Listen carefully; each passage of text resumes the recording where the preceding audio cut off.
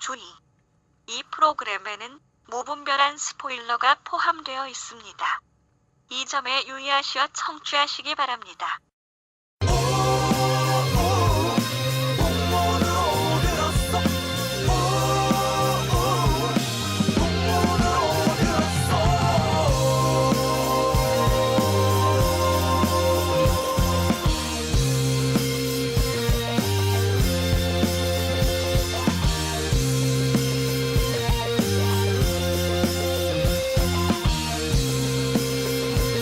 풍문으로만 듣는 방송 시네타운 19. 안녕하세요. 풍문으로 듣는 야매 방송 시네타운 19 제4회 시작하겠습니다. 안녕하세요. 자기소개 각자 좀. 네. 핸드폰만 만지지 마시고. 네, 저는 지금 컬투쇼 연출하고 있고요. 그리고 원더풀 라디오, 목포는 항구다 등의 시나리오를 쓴 이재익 PD라고 합니다. 감사합니다. 네. 네, 전 비주얼 담당 김은종 PD입니다. 와우. 예, 희망사항 변진섭 담당하고 있고요. 우리 거보다 구독자 수가 적다는. 슬픈 이야기를 아, 정말 이 얘기를 할 때면 눈물이 앞을 나와서 내가 이 자리에 앉아서 뭐 하고 있나 지금 이런 생각이 드네요. 오늘 제일 중요한 얘기부터 해야죠. 네, 어떻게 됐어요? 그래서 어떤 거? 뭘 어떤 거야? 방 안에 코끼리가 있어. 시네타운 19 골뱅이 gmail.com. 아, 야, 정말 여러분들이 정말 이런 반을 여러분 지금 보이세요 지금? 아, 제가 뽑아왔는데요. 순종이 방송 잘하네. 제가 뽑아왔는데 여러분 정말 오늘 깜짝 놀라실 겁니다. 아, 정말 그 노래가 뭐죠? 그 이승환하고 오태호가 만든 노래 그 노래 뭐죠? 이호공감? 플란다스에게? 아니야 그 몇 집에 있는 거? 이승환 1집에 있는 거? 2호공감 그 앨범에 있는 그 노래 뭐죠? 그거? 뭔데? 그 한 사람을 위한 마음인가요? 한 사람을 위한 마음도 있죠. 이런 노래 있고. 그 그 왜 노래? 슬픈 예감은 틀린 적이었냐? 아, 정말 지금 이재익 PD가 이 방송을 듣고 있는 여러분 바로 여러분 단 하나일 그 말할 것만. 단 하나일 수도 있다라는 그 얘기를 지금 몇 번 했잖아요. 네. 아, 정말 이 예감은 이렇게 적중할 수가 있나요? 정말 한 건 왔습니다. 한 건. 왔어. 무려 한 건. 아 이거 근데 왔어. 처음- 우리가 바다에 아니, 왔어. 처음 듣는 분들 위해서 이게 예, 어떻게 된 건지 전후 사정을 좀 설명을 해주셔야 될 것 같아요. 예. 일단 김은정 PD가 전후 사정 설명 좀 해주세요. 예, 저희가 아무래도 리액션을 먹고 사는 PD들이다 보니까 저희가 와우. 메일을 하나 만들었습니다. 그래서 시네타운 숫자로 19 골뱅이 gmail.com 네. 시네타운 19 골뱅이 gmail.com으로 이거를 몇 번을 말씀을 드렸어요. 저희가 한 2회에 걸쳐 말씀을 드렸죠. 한 2회 걸쳐 말씀드렸지만 한 번밖에 방송이 안 아, 나갔다니까. 네. 어쨌든 그러니까 말씀을 계속 드렸는데 저희는 이 뭐 다운로드 수가 많다 그러길래 기대를 많이 했죠. 그래서 제가 매일매일 아침에 와가지고 희망사항 변희섭입니다. 이거 이제 준비하기 전에 이걸 한 번씩 까봅니다. 어떤 그 패를 그 쪼는 심정으로. 네. 근데 이제 하나가 딱 왔어요. 아우 네, 딱 왔는데 고무적인데. 근데 읽어드릴게요. 아, 읽어드리는데 예, 일단 읽어주세요. 그나마 익명 요청입니다. 아니 뭐 익명 요청. 저 익명 우리가 아는 사람은 아니죠? 아니 아. 익명 요청인데 어. 그 왜 gmail은 앞에 무슨 닉네임 같은 거 있죠? 네. 뭐 그거는 있잖아요. 소개시켜 드려도 될 것 네, 같아요. 뭐 가이라든지 예, 뭐 예. 무슨 그래서 걸 뭐 이렇게. 에어트립 AIRTRIP 음. 어. 에어트립이라는 그 어. 닉네임을 쓰시는 분입니다. 아. 예. 시네타운 19 나오자마자 바로 듣고 시네타운 팟캐스트란에 리뷰 남겼더니 바로 시네타운 19 만들어서 파일 옮겨버리시더군요. 그래서 시네타운 19에 다시 리뷰 남겼더니 이젠 또 이메일을 보내라니요. 매우 귀찮지만 진짜로 듣는 사람이 저밖에 없을지도 모른다는 생각에 예감 적중하셨는데. 짧게나마 메일 보내봅니다. 이렇게까지 했는데 소개 안 해주시면 이재익 PD님 찾아가서 눈썹 문신 지워버릴 테니 알아서들 하세요. 비싼 건데 이거. 이분 상품 갑니다. 왔습니다. 상품. 이분 상품 드립시다. 상품 갑시다. 가야죠. 제가 저 상품 보내드릴게요. 제가. 야, 이거 정말 이분 이런 훌륭한 분이 있다니 진짜 대박이다. 깜짝 놀랐습니다. 지금 보내신 분 에어트립님. 예. 네. 놀랍습니다. 또 보내주세요. 제가 볼 때는 님이 보내지 않으면 아무도 안 들 수 있어요. 에어트림님 외에는 듣는 사람이 없어. 그러니까, 바로 당신이었어. 말씀드렸죠. 진행자보다 청취자가 적은 방송. 그러니까 시네타운 19. 방송 소개부터 좀 바로 해야겠죠. 그거군요 저희가. 저희 방송은 시네타운 19이라는 제목인데요. 그 얼핏 들으면 19 하니까 왠지 19금 방송일 것 같고 이렇지만 그냥 어감이 좋아서 선택한 것일 뿐 아무 관계 없이 그냥 시네타운 19이고요.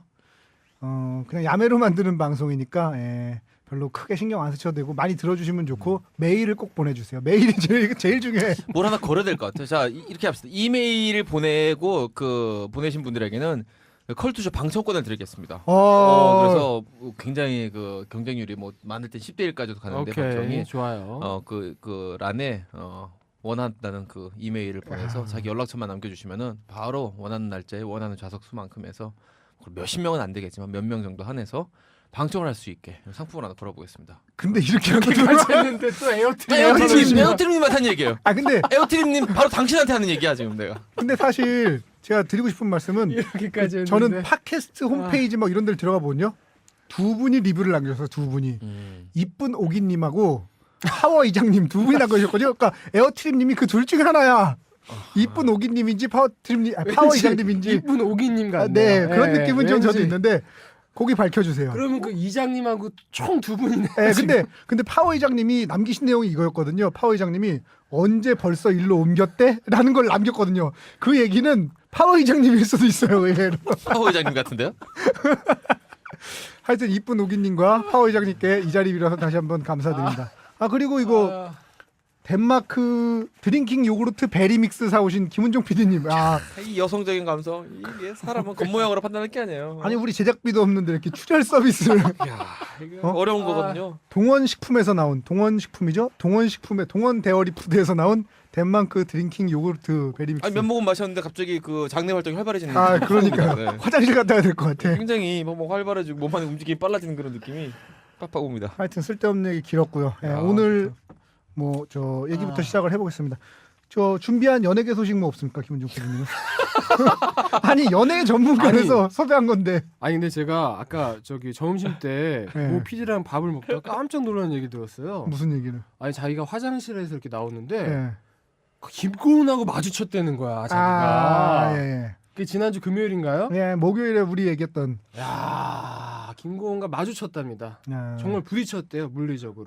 진짜? 네, 그러면서 자기가 그 모 PD가 이제 그 시네타운의 앞으로를 담당하는 PD거든요. 근데 자기가 정말 수많은 시네타운 게스트를 봤는데 이렇게 후광이 나오는 배우는 처음 봤다면서. 아니 두 엄지 손가락을 그냥 쌍지를 그냥 들더라고요. 전 악수도 해봤죠. 좋은 프로그램이라고 제가 말씀드렸잖아요. 훌륭하네요. 어떻게 말은 잘해요? 말은 그냥 대학생이에요. 대학생? 대학생이야. 말 잘하겠죠. 입이 있는데. 말은 그냥 한국말에 문제 없어요. 그리고 중국어를 굉장히 잘한다고 그러더라고요. 훌륭하네. 말하자면 HSK 11급 뭐 이런 느낌으로. 왜 우리 외고 중국어과에 명문대학교 중문과를 나왔지만 중국어 한마디 못하는 김은종 PD님으로서는 상상도 할 수 없는. HSK가 뭔가요? 중국에서 10년 정도 살았대요. 그래가지고 진짜? 중국어가 뭐 자유자재인 것 같더라고요. 그래서 앞으로 중국 영화에도 한중일 합작 영화에 꼭 캐스팅되지 않을까 이런 생각. 훌륭하다. 야, 스펙이 참 장지처럼 좋네. 또 중국에서 확 뜰 수도 네, 있어요. 스펙이 참 좋네요. 아니 근데 우리 비주얼 담당하는 김 PD님은 왜 중국어 공부를 그렇게 안 했어요? 외고 중국어과에 명문대학교 중문과를 나왔는데. 참 안타깝네요. 예. 아유 그 얘기를 여기서 해서 이거 너무 인신공격하는 거 아니에요 정말? 정말 안타깝네요. 본론으로 들어가겠습니다. 오늘 주제 왜 원작이 있는 영화는 재미가 없는가인데요. 제가 부제를 정해봤어요. 과연 그럴까? 제가 처음에 원작 있는 영화가 재미없다고 생각해서 주제를 정했잖아요. 그리고 한 주 동안 이제 조사도 하고 공부도 하고 해보니까 좋은 영화 많죠. 좋은 영화 많더라고요. 방금 은교 같은 경우에는 정말 이건 영화로 정말 잘 만든 것 같아요. 저는 책만 봤어요. 그래요. 영화를 못 봤어야지. 박건심 작가가 굉장히 만족스러웠다는 얘기를 하더라고요. 저는 책보다 영화가 나은 것 같아요. 그런 경우는 거의 없는데 정말로 굉장히 드문 경우인데 책보다 영화가 낫더라고요. 대단했어요. 근데 대부분의 경우는 원작이 갖고 있는 그걸 뛰어넘기가 힘들어요. 그렇죠. 예. 뭐 아무래도 그렇죠. 예. 왜냐면 원작이 뛰어난 원작이기 때문에 그 영화화가 되거든요. 대부분. 그렇죠. 근데 그 원작이 갖고 있는 원래 왜 문학이라는 게 영화보다는 사실은 그 표현이나 이런 것들이 더 정밀하고 디테일하고 좋잖아요. 네, 그럴 수밖에. 뛰어넘기가 쉽지가 않거든요. 120분이라는 러닝 타임 속에서. 네네. 여기서 궁금한 게 그 이재익 PD는 본인의 그 소설작이 네. 영화화된 적이 있잖아요. 2번 있죠. 예. 지금까지. 먼저 이제 그 질주 같은 경우는 어땠어요?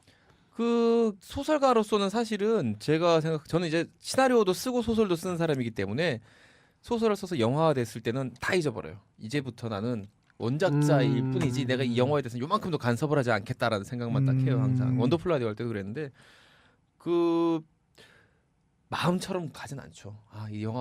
내 소설이 영화로 만들어지면 이러이러한 모습이겠지. 이러이러한 모습이 되었으면 좋겠다. 절대로 그렇게 하지 않아요.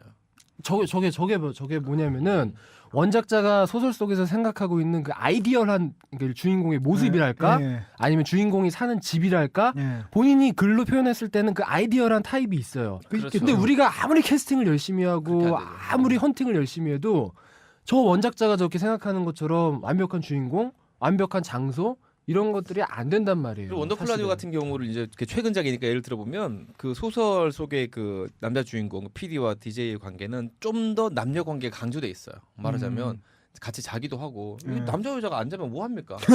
커피 마실 거면 또 기분중이라도 먹을 수 있지 나는. 그래도 당연히 자기도 하고 오피스텔도 왔다 갔다 하면서 그리고 그 여자 주인공이 몰락하게 되는 계기도 좀 더 세요 정서가. 그래서 훨씬 더 정서가 세서 굳이 19세까지는 몰라도 거의 뭐 19세에 준하는 그런 느낌으로 하고 싶었는데 샤방샤방한 느낌을 강조하다 보니까 영화는 한없이 밝은 정말 10살짜리 조카랑 손을 잡고 와도 아무 이상이 없는 그런 영화가 됐죠. 아니 근데 먼저 그런- 쓰신 게 시나리오예요, 소설이요? 소설이랑 같이 거의 동시에 썼는데 사실 아. 소설의 원작이라고 봐야죠. 음. 그쪽에 더 풍부한 그런 재료거리가 있고 하니까. 아니 근데 이재익 PD님 영화에서는 자는 얘기가 별로 안 나오잖아요. 영화는 의외로. 그게 참 이상하더라고 그게. 그쵸. 지금 사실은 세 번째 작품이 지금 이제 CJ에서 만들어지고 있는데 네. 그것도 역시 배드신이 없어요. 자기가 평소에 뭐 먹고 싶은 거 실컷 먹은 사람들은 뭔 뭐- 얘기하는 거야? 음식 얘기 이런 거를 예를 들어서 뭐 다이어리 이런 데 남기지 않습니다. 아. 아니 이 양반이 그러나 이제 요구르트 하나 사왔다고 다이어트 지금. 하는 사람도 있잖아요.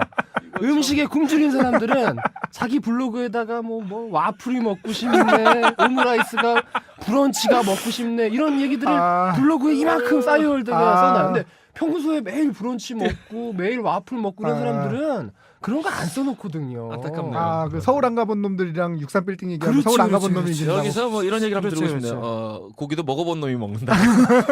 아니 그러면 하여튼 그 원더풀 라디오 영화에서는 네. 화면은 안 나왔을지라도 잔 건가요, 안 잔 건가요, 그러면?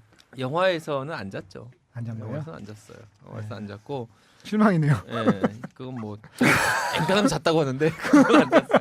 저 정말 앵간하면 잤다고 하는데, 그러니까요. 앵간하면 제가 지난번에 3% 받고도 기뻐했잖아요. 안 잤다고 할 수 있는 명백한 그거가 없으면 전 잤다고 생각하는데 무죄 추정의 원칙과 이제 굉장히 추정 동침 추정의 원칙이에요. 저는 무조건.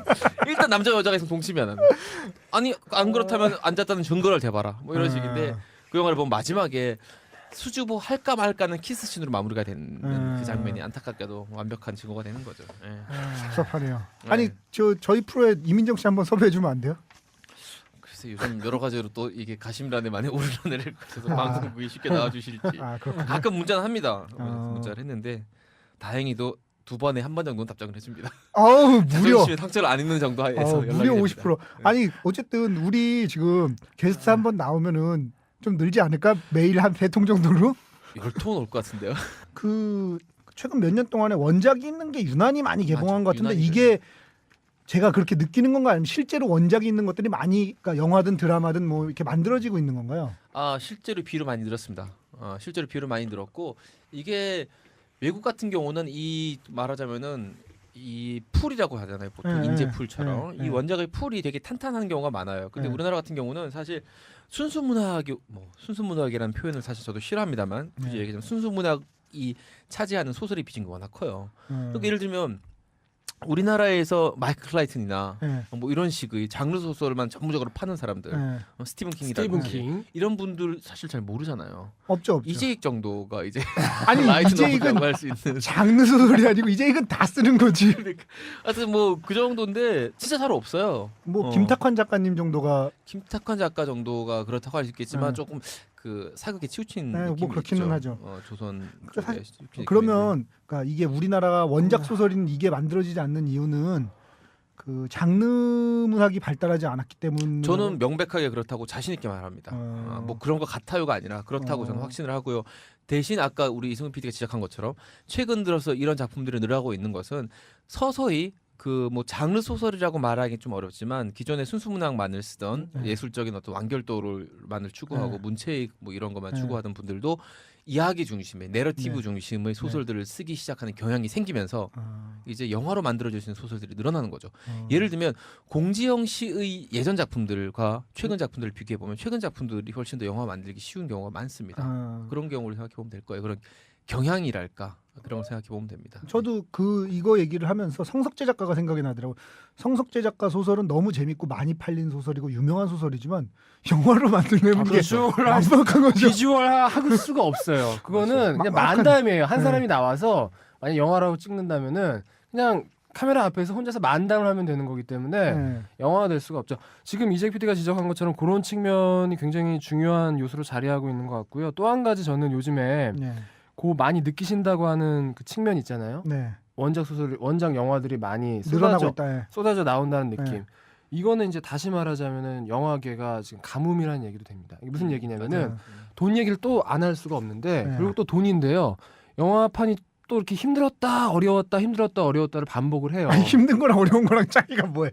그러니까 영화 만들기가 아니, 힘들었다 좋았다면 몰라도 힘들었다 어려웠다면 배고팠다 배불렀다 배불렀다가 배가 꽉 찼다가 듣고 보니 그러다 아무 생각 없이 전 요구르트를 줬기 때문에 일단 영화판은 무조건 기본적으로 힘듭니다. 예. 힘들다가 어렵다가 아니, 어느 게 더 안 좋은 거야? 힘든 게 안 좋은 거야? 어려운 게 안 좋은 거야? 어려운 거. 어려운 게 안 좋은 거야? 근데 지금 또 어려운 시기예요. 어려운 시기인데 어려운 시기가 되면 뭐가 나타나냐면은 어려운 시기가 되면은 영화 제작사보다는 배급사나 투자사의 입김이 커집니다. 근데 이 투자사 아저씨들은 영화를 안전빵을 원해요. 그러니까 안전빵을 원하다 보니까 소설로 이미 나와 있어서 대중의 평단에 어느 정도의 그 검증을 받은 말하자면 이런 작품을 택하게 된다는 거죠. 그러니까 지금이 어려운 시기라 이런 것들이 특히나 또 많이 나오는 것 같아요. 그리고 이제 지금 말씀 잘하셨는데 또 그 산업적인 측면에서 이렇게 보자면 사실 이제 오리지널 시나리오와 기획 시나리오 나눠집니다. 영화 시나리오는 두 가지인데 오리지널 시나리오는 뭐냐면 그냥 제가 갑자기 어느 날 이런 이야기와 캐릭터들이 생각나서 시나리오를 써서 영화사들 사람들하고 미팅을 하고 술자리에서 돌리고 해서 영화로 만들어진 오리지널 시나리오예요. 기획 시나리오는 이런 거죠.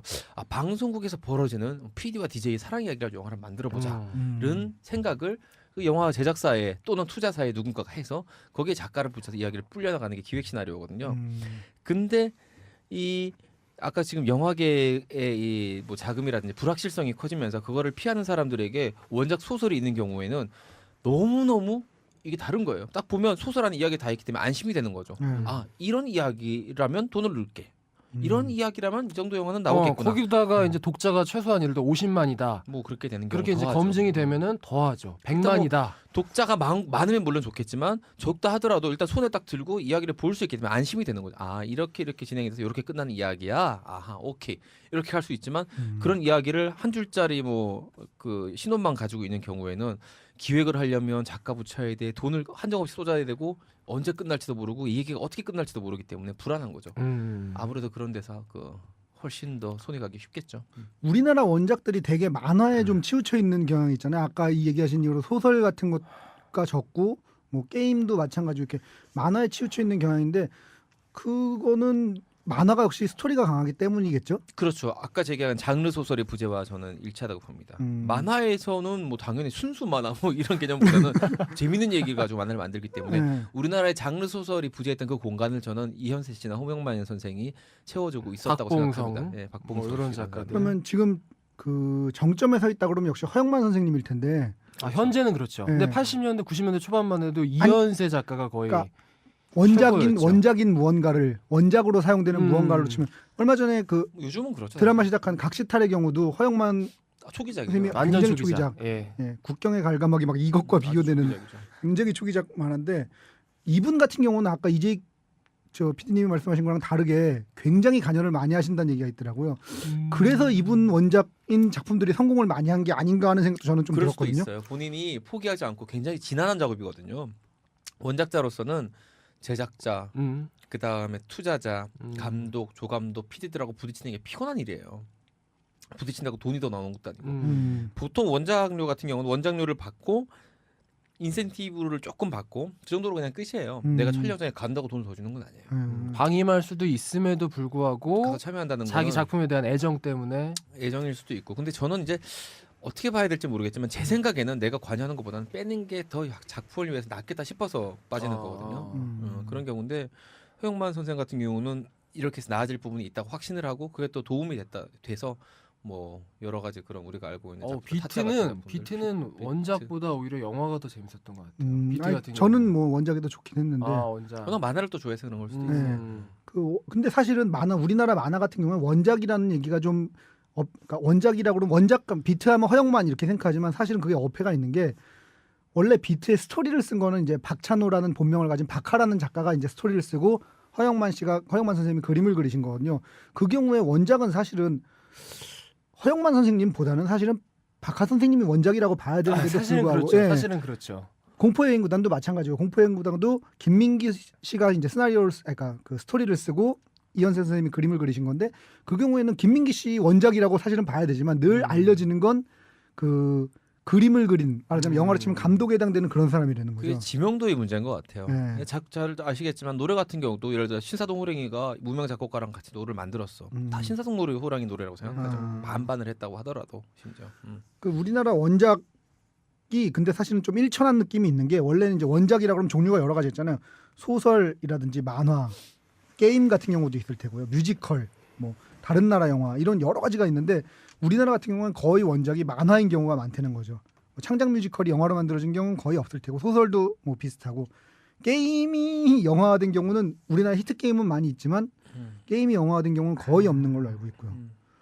그런 게 좀 편중돼 있는 부분이 있죠. 네. 일본 같은 경우는 이제 소설 만화 골고루 많고 미국 같은 경우는 소설이 훨씬 더 많다고 할 수 있고 그 마블 코믹스 이런 장르들 빼면 거의 대부분 소설이고 근데 우리나라도 아까 얘기했듯이 그 장르 소설에 대한 편견 또는 그런 부재 때문에 그런 현상이 있었는데 최근 들어서 급속히 소설이 많아지고 있어요. 작년 같은 경우만 해도 뭐 도가니부터 뭐 완득이 이런 것도 다 소설이었기 때문에 비슷한 것들 보면 저는 이렇게 원작 있는 영화 얘기를 하다 보면은 제일 특이하게 생각해야 되는 거는 캐리비안의 해적들인 것 같아요. 캐리비안 해적들은 정말 독특한 원작을 갖고 있잖아요. 몰라요. 캐리비안 해적 원작이 뭔지 혹시 모르세요? 몰라요. 원작이 그거 아니에요 혹시? 네. 놀이공원에서 그 디즈니 랜드인지 월드인지 제가 정확히 모르겠는데 거기에 있는 어트랙션이에요. 타는 거 말이에요. 우리나라 치면 청룡열차, 바이킹. 청룡열차인데 그거를 가지고 영화로 만든 거죠. 되게 특이한 경우예요. 근데 이게 말하자면 글로벌하게 놀이기구 이름을 제목으로 따온 거네요, 말하자면. 놀이기구에 말하자면 제목도 따왔고 그 내용도 비슷하다는 거죠. 근데 이 놀이기구가 구성은. 갖고 있는 모티브는 사실 간단한 건데 거기서 이렇게 가지치기를 해가지고 엄청난 작품이 뽑아져 나온 거죠. 원작이 있는 영화 중에 최고의 영화로 꼽는 영화는 뭐가 있을까요? 이 저는 PD님부터. 뭐 단연 파이란이라는 작품을 꼽고 싶어요. 이거 사실 잘 몰라요, 사람들이. 아사다지로 원작의 러브레터. 그렇죠. 네. 아사다지로가 그 철도원이라는 단편집을 발표했는데요. 네. 그 벌써 오래전 소설이죠. 발표했는데 그것도 참고로 그것도 영화화 됐습니다. 그 철도원이라는 철도원이 영화됐죠. 예. 일본에서 영화됐는데 그 아사다지로가 이제 그 단편집에 8편을 싣는데 네. 그 중에 4편이 사실은 영화 드라마로 만들어졌어요. 네, 그쵸. 거의 아도를 짓다고. 그때 아사다지로 선생님은 날릴 때죠. 거의 뭐 그 작품 하나로 이제 빌딩을 올리는 그런 뭐 막 수백만 부가 팔렸기 때문에 하여튼 그런 뭐 무시무시한 단편집인데 그 단편집에 이제 잘 아시지만 첫 번째 표제작이라고 하잖아요. 그 네. 단편집 제목이 철도원이기 때문에 네. 첫 번째 작품이 철도원이 있고 분량은 다들 짧아요. 네, 단편 길지 소설 않죠. 그 단편 소설 집 자체가 얇은 책인데 거기 네. 8편이 있으니까 얼마나 짧겠어요. 네. 잘 철도원이 있고 그 다음 두 번째 이야기 이제 러브레터가 들어갔는데 그 러브레터 같은 경우는 이제 우리나라에서 네. 그 파이란이라는 제목으로 리메이크를 했는데 최민식 씨가 주연하고 장백지 씨였나요? 장백지가 장백지 나오죠. 맞아요. 아, 근데 이 영화 정말 그 공용진 씨의 출세작입니다. 그렇죠. 맞아. 나오지. 저희 DJ의 출세작이죠. 막무니의 애정이란 노래가 나와요. 노래 좋죠. 그 소설을 읽어보면 물론 소설도 잘 썼어요. 뭐 아사다지로인데 뭐 잘 썼죠. 잘 썼는데 소설에서 다루고 있는 정서는 굉장히 뭐라고 할까요? 이렇게 작아요. 그 정서의 네, 폭이 네. 작은데 영화로 들어오면서 이 폭이 무진장 깊어졌어요. 영화를 보면 얼마나 찡합니까? 네. 정말 사이코패스 정도를 빼고 나면 거의 다 눈물 울어요. 나죠, 눈물 나죠. 안 울기 힘들어요. 그래서 이 소설을 읽어봐서는 그런 정도까지는 안 나오거든요. 네. 그래서 잘 모르는 사람이 그 소설을 봤으면 영화로 만들 엄두를 못 낼 거예요. 이야기 구조도 간단하고 정서도 굉장히 얇기 때문에. 근데 그런 그냥 아유 안타까운 사랑 이야기구나 하고 넘어갈 수 있는 이야기를 끌어다가 2시간짜리 영화로 만들고 정서를 훅 깊이 뺐다는 점에서 정말 블록버스터 영화는 아니지만 정말 박수 쳐주고 싶었어요. 아, 전 최민식 연기가 전 그 영화에서의 최민식 연기가 전 제일 좋아요. 아, 정말 그 영화에서 최민식 연기에 대해서 제가 어느 잡지에선가 읽은 글인데 그런 얘기했어요. 우리나라에서 유일하게 뒷모습으로 연기할 수 있는 배우. 그런 평가가 있더라고요. 정말 그 연기는 또 스토리가 생각나가지고 또 아짜한데 뭐 그러네요. 저는 근데 요거에 사실은 저는 굉장히 소설도 재밌게 읽었고 영화도 재밌게 봤습니다만 문제의식이 하나가 있었어요. 이거는 좀 거슬리는 데는 뭐냐면 원작에 보면 그 여자분이 술집 호스티스예요. 그래가지고 폐병에 걸려서 이제 뭐 아프다든지 이제 돌아가게 된다는 설정이 이제 납득이 가는데 여기 보면 공기 좋은 시골에 와서 있는데 갑자기 병에 걸려. 사실은 있던 병을 치료하러 오는 곳이거든요. 그 동네가. 거기 와서 술집 여자 이런 험한 일을 하시는 게 아니고 그냥 좋은 일 하시면서 계시는데 좋은 일을 하시는데 갑자기 아파져. 이거는 전 납득이 안 간다는 거니까 원작의 설정에는 술집 여자고 도시 뭐 이런 험한 일을 하기 때문에 병에 걸릴 수 있는 이거는 병에 걸릴 수 없어. 병이 나아야 되는데 왜 병에 걸렸을까? 강원도의 힘을 너무 무시한 건가요? 납득이 안 가. 납득이 좀 불러봐요. 납득이. 그렇더라고요. 하여튼 김민정 PD님은 뭐 가져오셨어요? 아, 저는 뭐 지난주에도 한번 얘기한 적이 있는데 크리스토퍼 놀란이 만든 배트맨 시리즈가 정말 이거는 원작을 재해석을 넘어서서 이건 재창조인 것 같아요. 저는 이 배트맨 시리즈를 너무 좋아하는 게 보셨죠 다들 뭐 네. 다 여기 다들 보셨을 텐데 수도 없이 봤죠. 예, 수도 없이 봐도 재밌더라고요. 네. 너무 기대되고 너무 깊이가 있어. 예, 다음 작품도 너무 기대됩니다. 지금 올여름이 7월에요. 네. 너무 기대돼져요. 지금 겨울이. 프로메테우스가 이 방송이 나갈 때 개봉을 해 있나? 아니요. 6월 중순 이후에 개봉한 걸로 알고 있습니다. 아직 조금 있을 거예요. 아직 시간 있을 예. 거예요. 프로메테우스 얘기도 해야 돼 우리. 그러니까 에일리언 시리즈를 빼고 갈 수가 없어요. 그러니까 영화를 보는 사람. 프로메테우스 개봉하면 우리 바로 보고 그다음에 그때 에일리언 얘기를 하는 걸로 하죠. 합시다. 저는 사실은 반지의 제왕을 꼽고 싶어요. 왜 그러냐면 그래요? 반지의 제왕 같은 경우는 너무 이야기가 방대해서 이걸 과연 누가 영화로 만들 수 있을까라고 그러니까 영화로 만들면 참 좋겠다라는 생각들은 다들 하고 있었지만 그 톨킨이 만들어낸 판타지 세상이 너무 거대하고 이 설정들이 너무 자세하고 막 심지어 그 엘프어로 동호회 사람들은 얘기도 해요. 톨킨이 만든 언어로 동호회 사람들이 모여서 얘기를 해요. 세종대왕인데요? 원래 언어학자시거든요, 톨킨 선생님이.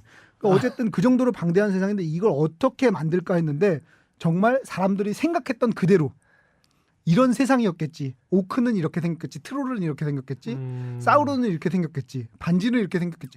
정말 그대로 옮겼거든요. 근데 그 앞에 말씀하신 두 작품들은 원작을 120%, 150% 살려서 만들었다고 한다면 사실은 원작을 가지고 잘 만든 거라고 한다면 이거는 사실 원작의 재창조된 거고 이거 같은 경우는 원작을 정말 그대로 옮겼는데 정말 굉장히 잘 만든 해리포터도 약간 비슷한 느낌인데 보통 사람들이 그 책을 읽으면서 생각하는 그 이미지를 그대로 만들어냈다는 점에서 저는 최고의 영화로 반지의 제왕을 꼽고 싶습니다. 그러니까 해리포터하고 반지의 제왕이 이렇게 사랑받는 이유가 그거죠. 네. 그 수많은 원작을 읽은 사람들조차도 네. 다시 영화를 봤을 때 실망스럽지 않고 그렇죠. 어떤 면에서는 더 좋았다라는 평가도 네. 나오는 네. 그 두 작품 그 시리즈들은 정말 그런 측면이 있는 것 같아요. 그렇기 때문에 그렇게 많은 편수가 나오고 사람들이 많이 관객들이 들고 이쯤에서 노래 한 곡 듣고 가죠. 네, 그래요. 노래 한 곡 듣고 가겠습니다. 저 망문이의 애정 파이란에 나왔던 노래고요.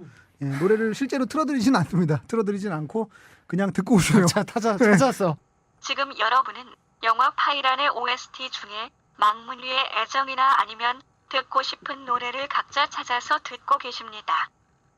다녀왔습니다. 노래 좋네요. 노래 좋네요. 역시 망문이가 노래가 좋아. 노래 좋아. 잘 찾으셨네. 어떻게 이렇게 금세 찾으셨어요? 대단하신데 정말. 정서랑 딱 맞아. 에어트림님 대단하십니다. 진짜. 에어트림님, 우리 파워 이장님과 이쁜 오기님, 감사드려요. 대단하시네. 그러면 원작이 있는 영화 중에 최악의 영화를 꼽으신다면 김 PD님부터 말씀해 주시죠. 저는 정말 최악의 영화는 딱 으뜸으로 이걸 꼽고 싶은데요. 네.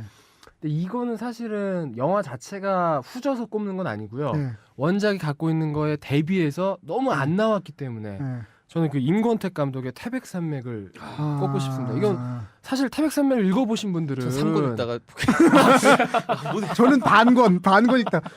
아니 3권이 4권이 모르겠어요. 몇 권 아. 읽었어요. 근데 근데 만약에 이제 전권을 다 읽으시고 10권까지 읽으시고 만약에 감동을 받으신 분들이라면 이게 이제 영화화 된다는 소식이 들릴 때부터 사실은 반대가 있는 거예요. 왜냐하면 이건 영화할 수 없거든요. 반지의 제왕 같은 맥락에서 너무 안에 그거랑은 건가요? 조금 또 다른 맥락이 있는데 그거하고는 좀 다른 맥락이 있는데 임권택 감독이 당시에 그 장군의 아들 시리즈로 네, 네. 정말 뭐 흥행과 그 이전에는 왜 또 명성과 부와 예예예 만다라 이런 걸로 해가지고 또 작품성은 또 인정받고 작품과 흥행을 양쪽을 그냥 다 휘어잡고 있을 때 이 작품에 손을 댄 거예요. 됐는데 안타깝게도 이 작품은 정말 너무나 안타깝게도 아주 정말 임권택 감독의 작품 중에 가장 보기 힘든 작품이 돼버렸어요. 정말 원작 읽어보신 분들은 이해를 하실 텐데 그 원작이 갖고 있는 그 묘사의 그 조정래 작가의 힘이 정말 어마어마합니다. 근데 이거는 이게 임권택 감독이어서가 아니라 어떤 누가 감독도 해도. 이 120분 뭐 길어야 뭐 200분 이 러닝 타임에는 담아낼 수가 없는 서사예요. 이 서사 자체가 이거는 시도 자체가 무리한 시도가 아니야. 무모한 시도였다. 그런 소설들이 어. 있어요. 영화는 재밌어요? 영화 재미없죠. 재미없구나. 안타깝습니다. 혹시 재밌나 해서. 아니 혹시 재미없습니다. 예. 정말 안타깝게도 재미없기 때문에 원작을 보신 분들은 영화는 안 보시는 게 나을 것 같은데 근데 이 당시에 임권택 감독이 이걸 손을 댈 수 있었던 이유가 네. 정말 그 당시에 날라갔거든요. 그렇죠. 뭐 장군의 최고였죠. 아들 시리즈로 해가지고 막 단성사에서 막 몇백만씩 들고 최고였죠. 예예예 서편제 뭐 찍고 해가지고 난리가 났었는데 네. 안타깝게도 이 작품은 좀 최악의 원작 영화로 제가 꼽을 만할 정도로 안타까운 영화가 됐어요. 이재익 PD님은 최악의 저는 영화. 이제 뭐 우리나라 영화를 꼽아주셨으니까 외국 영화 중에서 네. 제가 영락을 전공했는데 그렇죠, 그렇죠. 그 중에서 이제 정말 의아한 작품이 두 개 있었는데 프랑켄슈타인이라는 작품하고 네. 드라큘라라는 작품이에요. 프랑켄슈타인이 이제 메리 울스턴 크래프트 쉘이라고 유명한 그 시인의 이제 동생인데 네. 프랑켄슈타인이라는 작품은 이야기가 굉장히 영화적이잖아요. 그렇죠. 이 아시다시피 그 의사 빅터라는 주인공의 의사가 이 죽은 시체들을 모아서 괴물을 만들어내는 얘기 네. 얼마나 영화적이에요. 네. 근데 그렇죠. 이게 이제 당시 굉장히 그 유명한 낭만주의 시인의 여동생이 있었기 때문에 문장도 좋고 다 좋아해 소설이 네. 좋은데 이상하게 이렇게 멋진 소설을 가지고 우리가 프랑켄슈타인 영화를 만들어졌다는 것 정도밖에 몰라요. 본 사람도 있겠지만 기억을 잘 못해요. 그거 너무 오래돼서 그런 건 아니야? 아니 최근에 만들었어요. 그래요? 심지어 그 로버트 드니로가 주연한 영화가 있어요. 얼마 전에 본거 90년도에. 같기도 한데, 본 거 같아요. 그런데도 이게 지금 제대로 된 적이 없는 거야 말하자면. 아니 이렇게 정말 영화적으로 너무나도 영화를 만들어 주세요 하고 기다리고 있는 영화적으로 잘 만들 수 있는 요지가 재미있는 요소가 너무 많은 얼마나 드라마틱합니까? 신부를 또 마지막에 강탈하러 오는 그 프랑켄슈타인 괴물과 이 메타포 등등 영화로 정말 만들어지기 좋은 소재인데 제대로 이렇게 만들어지기 여러 번 만들어졌거든요. 정말 안타깝게도 제대로 된 프랑켄슈타인 기억을 영화나 못해요. 제대로 된 소설을 읽어본 적이 없어요. 그러니까 항상 뭐 출발 비디오 여행에서 등장하는 그 프랑켄슈타인의 모습만 봤지 제대로 된 거를 사실은 감상해 본 적이 없어요. 참 그게 안타깝고 그렇습니다. 저는 최악의 영화로 꼽고 싶은 게 바이센테니얼맨이라고 있습니다. 알아요. 이제 보지는 못했는데 로빈 뭔지는 윌리엄스 알아요. 나온 로빈 바이센테니얼맨이라는 건데 그게 이제 원작이 아이작 아시모프라고 유명한. 자기가 뭘 썼는지도 모르는 양반이 있어요. 내가 무슨 책을 썼는지를 몰라 너무 많이 써서. 저 같은 사람이네요. 뭐 책을 뭐 몇 권 썼. 근데 정말 멋진 분이잖아요. 네, 그분은 추앙받는 정말 SF 소설 쪽에서는 성인의 그런 최고죠, 최고. 그러니까 3대 SF 작가 중에 한 명인데 그 바이센테니얼맨 같은 경우에는 이제 어떤 영화냐면 그 원작 이제 제목이 포지트로닉맨이라고 이제 양자 인간이에요. 그래갖고 어떤 이제 양자 두뇌를 가진 로봇이 있는데 자기 신체를 조금씩 인간으로 바꿔 나갑니다. 인간의 몸으로 조금씩 바꿔 나가서 맨 영화가 아니고 소설 맨 마지막에 보면 이 부분을 바꾸는 순간 자기는 죽게 돼요. 뇌거든요. 뇌를 바꾸는 순간 양자뇌가 아니고 인간의 뇌로 바꾸는 순간 죽게 되지만 자기가 200년을 사는 동안 바이센테니얼이면 200년이잖아요. 200년을 사는 동안 인간으로 정말 살아보고 싶은 거예요. 그래서 이제 인간으로 뇌를 바꾸면서 자기가 죽게 되는 거 앤드류 매틴이라는 이제 로봇인데 죽게 되는 걸 알면서도 인간이 되기 위해서 이제 그걸 바꾼다. 근데 이제 이거의 주제 의식이 뭐냐면 어디서부터 어디까지가 인간인가? 예를 들면 심장이 인간이면 인간인가? 뇌가 인간이면 인간인가? 그런 신은 무엇인가? 인간은 무엇인가? 보통 SF들의 주제가 그렇잖아요. 신과 인간의 관계를 보통 인간하고 로봇의 관계를 치환시켜서 다루고 뭐 과학 기술이 어떻게 인간에 영향을 미치는가 뭐 이런 거를 다루는 건데, 그러니까 그런 인간이란 무엇인가에 대한 얘기를 다루는 되게 무게 있는 소설이거든요. 그래서 인간에 대해서 다시 한번 생각해보게 만들고, 말하자면 다크나이트가 영웅으로 죽느냐, 뭐 악당으로 살아남냐 이런 거에 대해 주제의식을 던지듯이 그런 무거운 주제의식을 던지면서도 그 내러티브가 살아있는, 얘가 어떻게 인간으로 변하기 위해서 노력을 해나가는가 이런 과정들이 살아있는 영화인데, 바이센테니얼맨 보면 갑자기 사랑 얘기예요. 너무 그냥, 따뜻해요. 너무 따뜻하고 가볍고 나 영화 못 봤어요. 예, 안타깝게 이제 정말 저런 주제의식을 전혀 살리진 못했어요. 그때 그 감독이 제가 알기로는 홈얼론을 만든 감독인데 예. 그 당시 이제 홈얼론으로 빅히트를 빵 치고서 다음 작품을 선택을 했는데 저 주제의식을 못 살리고 그냥 홈얼론식의 어떤 그 네. 어떤 재미와 어떤 그 이렇게 밝음과 많은 관객들이 들겠지라는 식으로 했는데 오히려 그래서 망했죠. 근데 히트조차 못 쳤죠. 그러니까 예. 뭐냐면 그렇게 히트를 치기 위해 주제의식을 벌었으면 히트라도 쳐야 되는데 히트도 못 치고 주제의식도 원작도 망가뜨린 바람에, 예를 들면 바이센테니얼맨이란 책이 이제 우리나라에 그 후에 다시 나왔어요. 원래는 양자인간이라는 제목으로 나왔다 바이센테니얼맨으로 나왔는데, 그 책의 광고 카피가 뭐냐면 영화가 보여주지 못한 99%를 보여드립니다요. 2%밖에 정말 최악의 영화로 꼽히기에는 정말 원작을 손색이네요. 깔려고 준비한 것 같더라고요. 그래서 저는 그 책 굉장히 좋습니다. 그 아이작 아시모프의 저 바이센테니얼맨. 혹시 AI도 아이작 아시모프 건가요? 아니죠. AI도 AI. 아이작 아시모프, 아이로봇은 확실히 아이작 아시모프거든요. 왜냐하면 지금 그 말한 그런 주제의식 이런 게 그 AI라는 영화로 되게 네. 맞닿아 있어요. 네. AI를 있죠. 보면 그 아이가 엄마의 어떤 체온을 느껴보고 싶은 게 진짜 엄마를 만나고 싶은 그, 근데 이건 바이센티널 정도가 아니라 뭐 네. 몇천 년이잖아요, 그렇죠? 네. 아 보면서 전 사실 AI 되게 좋게 네. 봤거든요. 마이너리티 리포트는 다른 사람인가요? 필리 케이딕이죠. 저 아. 필리 그 케이딕 얘기도 세명 중에 예, 아니요. 필리 케이딕은 거기 3명엔 포함이 안 되고요. 그 로버트 하인라인하고 한 분이 저 스티븐 킹? 아니요, 스탠리 큐브릭의 저 오디세이 2001 오디세이 원작이 뭐죠? 그거 원작하신 분인데, 그러니까 로버트 하인라인, 아이작 아시모프, 그다음에 그분이에요. 그렇게 세 분이 이제 3대 SF 작가라고 불리죠 보통. 그다음에 필리 케이딕 얘기를 좀 하자면은, 필리 케이딕 같은 경우에는 원작들이 되게 짧아요. 마이너리티 리포트도 그렇고 토탈 리콜도 그렇고 굉장히 짧습니다. 그 짧은 얘기인데 굉장히 담고 있는 컨텍스트가 많은 거죠 뒤에. 그래서 필리 케이딕 오. 소설 같은 경우에는 영화로 만들어질 때 재밌었어요. 굉장히 얘기가 풍부해집니다. 네, 토탈 리콜도 재밌었고 이번에 토탈 리콜도 새로 개봉할 텐데 굉장히 기대하고 있습니다. 저는 그 원작이 있는 영화 중에 틴커 테일러 솔저 스파이 얘기를 조금 하고 싶은데, 예, 이 영화 같은 경우에는 걸작이었죠. 그러니까 원작도 난해하지만 영화도 난해한데도 걸작이라고 불리는 거죠. 아니 정말 난해한 건 인정해야 되는데 난해함에도 불구하고 보는 내내 예, 긴장감과 어떤 그 이런 서스펜스가 있어서 예. 보는 동안 재밌게 볼 수 있잖아요. 그러니까 이게 난해함에도 불구하고 이게 특이한 지점은, 보통은 영화가 될 때 난해하게 만들어지면 이거는 재미없다든지 이게 평가가 되게 안 좋게 마련인데, 틴커 테일러 솔저 스파이 같은 경우에는 굉장히 평가가 좋았어요. 아 정말 그 프로펠러 도도도도도 도는 씬은 정말 보신 분들은 이가 얼마나 재밌었는지 이해가 아마 다 가실 거예요. 아니 근데 재미없다고 그러는 사람들이 많았어. 아니 재미없다고 하시는 분들은 이제 난해하니까 어려워서. 그런 측면은 있어요. 2 만들어진다니까 2도 기대하셔도 좋을 것 같고, 투 기대됩니다. 뭐 약간 또 여담이지만 거기에 나온 그 셜록의 컴버배치, 베네딕트 컴버배치 같은 경우에 매력적이죠. 대단한 배우인 것 같아요. 그 셜록 너무 재밌잖아요. 그 언제 나와요? 그 시리즈 2 나왔나요? 시즌 2 나왔고요. 예, 네. 시즌 3를 기다리고 있는 중이죠. 저는 시즌 2를 아직 못 봤습니다. 그래요. 저는 집에서 쿡 TV로 보기 때문에 국TV로 보시면. 다운받아서 저는 보는 이런 문명의 혜택을 못 입고 있기 때문에 저는 토렌트 돌리기 때문에 예. 돌려서 다운받아 보고 있습니다. 아직도 찾으시는 거예요? 너무 재밌어. 재밌는 얘기들이 많아서 보고 있었어요. 좀 더 얘기하세요. 그래요? 알겠어요. 그럼 너무 재밌어. 우리 얘기하지 뭐. 그 컴버배치 얘기를 또 하자면, 저 어벤져스 얘기를 저희가 했잖아요, 지난 시간에. 어벤져스에서 이제 새로운 시리즈로 들어가려면 이번에 타노스라는 이제 강력한 악당이 나오게 되거든요. 마지막에 이렇게 예. 뒤로 이렇게 살짝 보이는 그 말씀하시는 근데 거죠. 그 악당 같은 경우는 너무 강력한 악당이기 때문에 지금 있는 멤버로는 상대가 안 돼요. 예. 최소한 상대가 되려면 이 사람이 포함돼야 된다. 그래서 닥터 스트레인지라는 이제 히어로가 포함이 되게 되는데, 이 캐릭터가 되게 매력적인 캐릭터예요. 약간 아이언맨하고도 겹치는데 만렙법사 닥터 스트레인지라고 불리는데, 요 역을 이제 컴버배치가 맡는다는 얘기가 있더라고요. 컴버배치가 거기 그 마블 스튜디오를 다녀와서 찍은 사진을 트위터에 올렸어요. 왠지 어울리네요. 네. 왠지 어울려요. 거기 들어가 있으면 네. 구성도 맞고 조합도 맞고 네. 왠지 구색이 딱 맞을 것 같네. 근데 거기 올린 기대되네요. 사진을 보니까 특이한 점은 이거예요. 되게 동양인 체형이더라고요. 머리가 크고 상체가 밝아. 허리가 길죠. 머리가. 네. 예예예. 이렇게 서양인들은 보통 머리가 작고 이렇게 다리도 길고 이래야 되는데 그게 매력이에요. 컴버배치 선생님은 그게 그 컴 선생님의 매력입니다. 머리가 예. 너무 커. 그게 매력입니다. 아, 깜짝 네. 놀랐어.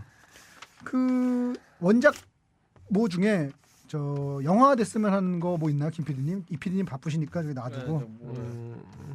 영화 됐으면 싶은 거요. 네.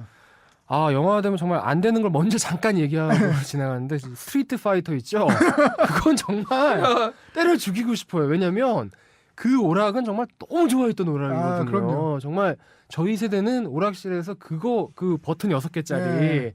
이거 안 해보신 분들 없을 약펀치, 거예요. 중펀치, 강펀치, 예, 약발, 예. 중발, 강발. 이거 정말 이거 환장하게 그냥 네. 저희는 그때 스트리트 파이터 2였죠. 네. 2가 아마 가장 그 네. 큰 전성기였는데 네.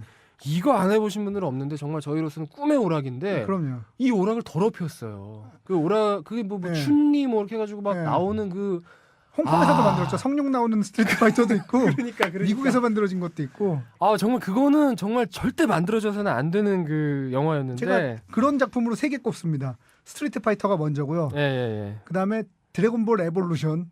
드래곤볼 에볼루션이라고 우리나라 저 G.O.D에 박준영 씨 나오는 거 있었습니다. 알죠. 고쿠 하면서 나오는 영화 있어요. 세 번째 작품이 뭐냐면 그때 말씀드렸던 아메리칸 북두권 이렇게 세 작품은 저는 우리나라 소설 중에 그 요즘 인기 좋은 천명가 작가의 고래 네. 누가 판권을 사갔어요. 네. 판권이 팔렸는데 안 만들어졌으면 좋겠는 게 만들기 힘들 것 같아요.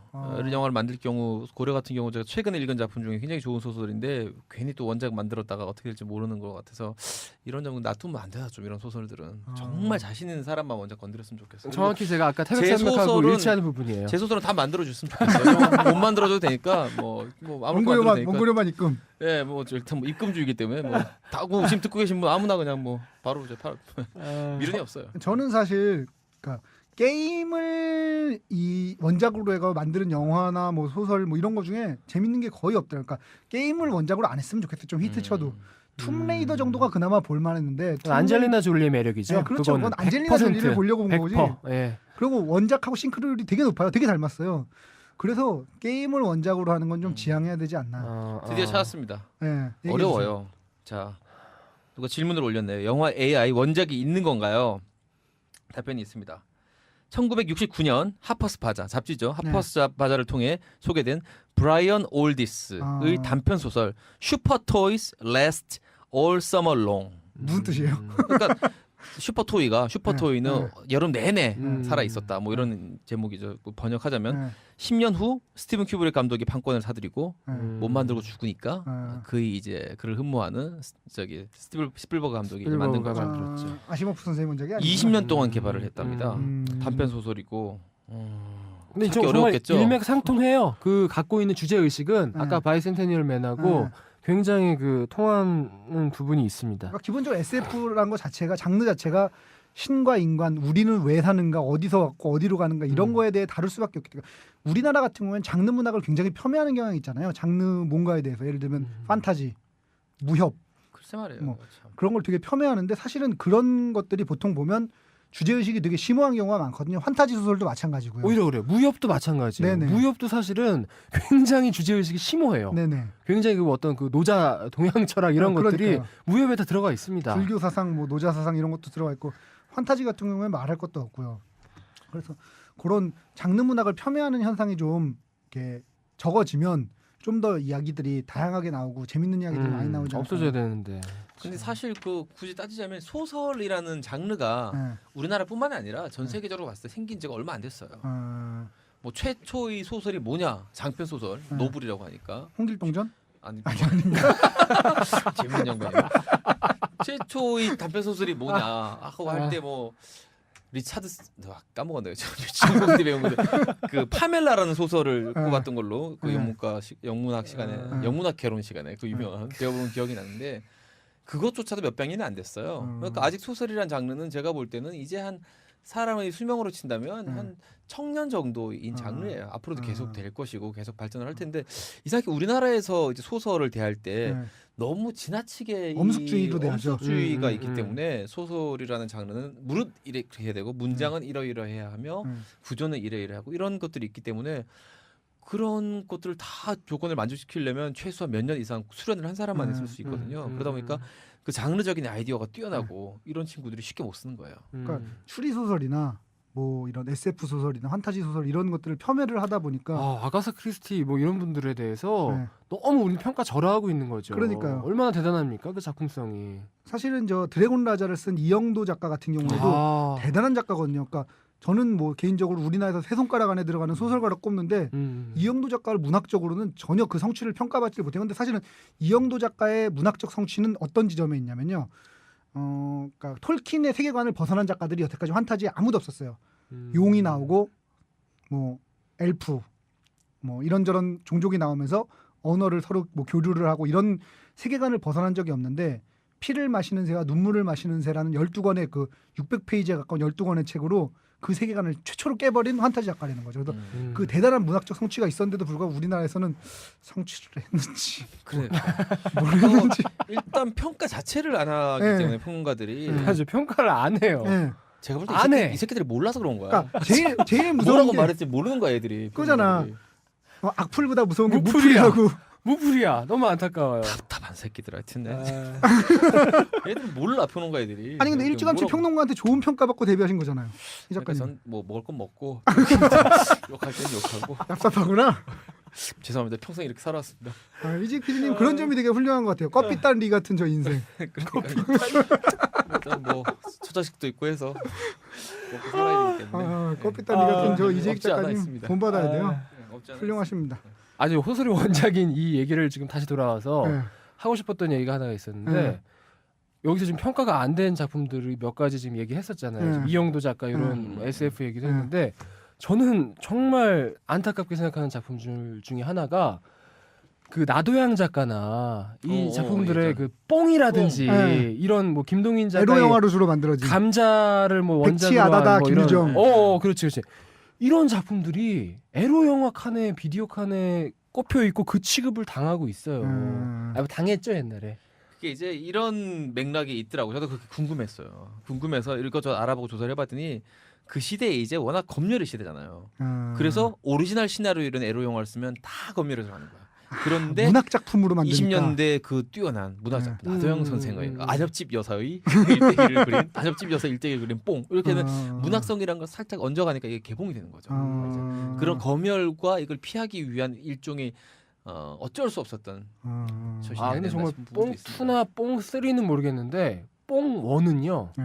굉장히 앵글이나 미장센이 굉장히 좋습니다. 저는 그 대사를 잊을 수 없어. 아직 외운 대사가 작품을 있는데 한번 보시면 봄에 이 작품성이- 양반이 사람 잡네 뭐 이런 대사. 야이 양반이 사람 잡네. 오메 뭐? 오메 이 양반이 사람 잡네. 어떻게 잡는 건가요? 그건? 당신 너무 강해요. 이런 거구나. 오메 이 양반이 사람 잡네. 이 한마디로 야, 정말 그 당시 작품들은 100% 후시 녹음입니다. 예, 그럼요. 100% 그럼요. 후시. 동시 녹음을 할 수가 없었으니까. 네, 그 당시에는. 성우들이 오메 이 사람 잡느를 맛깔나게 그리고 연기했죠. 뭐 이제 원로 배우이신 삼이자 선생님이 이렇게 또 고쟁이만 입고 이렇게 누워 계신 장면도 나오고 한데 불편하네요. 뭐 이런 말 괜히 한 거 같네요.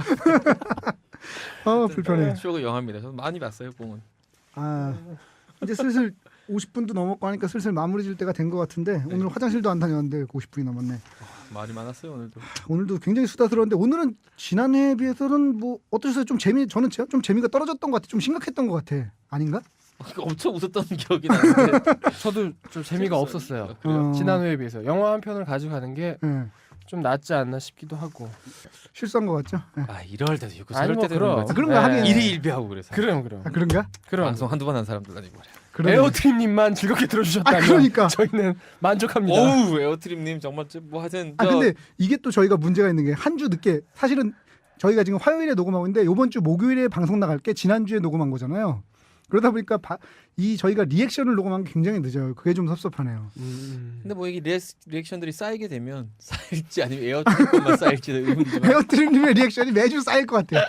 이쁜 오기님인지 파워이장님인지는 모르겠지만 저 에어트림 자, 제가 이거 다시- 듣고 계시다면 꼭 좀 올려주세요. 제가 다시 파워이장이신지. 정리해드리겠습니다. 지금 이 방송을 듣고 계신 당신이 에어트립이 아니라면 반드시 메일을 보내주세요. 오직 당신과 에어트립 두 분만 낼 수 있어요. 제가 볼 때는 당신과 에어트립 딱 두 명만 이 방송을 듣고 있어요. 그러니까 반드시 시네타운 19 골뱅이 gmail.com으로 보내주십시오. 제발 아, 부탁드립니다. 상품 좋네요. 상품 좋아요. 컬투쇼 컬투쇼 방청권. 방청권. 좋네요. 언제든지. 너무 좋아. 그 그냥 신청하면 언제든 올 수 있다는 거죠. 바로 시간 될 제가. 때. 예. 다음 주 영화 뭐 할까요? 그 아까 저 그건 안 되죠. 뭐요? 프로메테우스? 시간이, 예, 그게 프로메테우스는 아직 개봉을 안 했어요. 안 너무 하고 싶은데 맞죠. 그 얘기 되게 하고 싶더라고요. 그 얘기는 꼭 다다음 주인지 다다다음 주인지는 모르겠지만 꼭 하죠. 네. 다음 주에 뭐 할까요, 영화? 김은정 PD님 한번 골라주세요.